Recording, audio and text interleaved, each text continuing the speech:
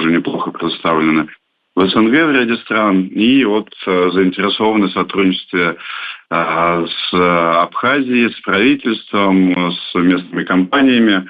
В рамках форума мы уже провели переговоры, и даже уже после форума, с компанией A-Telecom, это ваш оператор связи, которые также заинтересованы в создании национального мессенджера и связи для правительства, и для крупного бизнеса.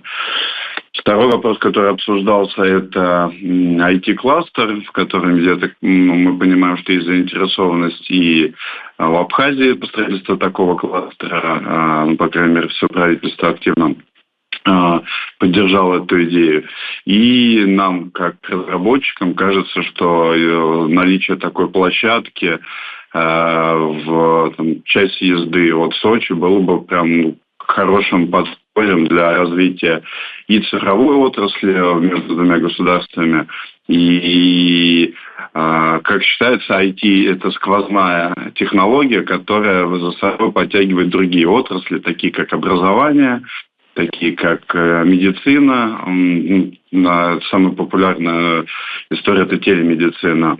И в целом общая эффективность экономики с помощью цифровых технологий уже зарекомендовала себя во всем мире и показывает большие темпы роста.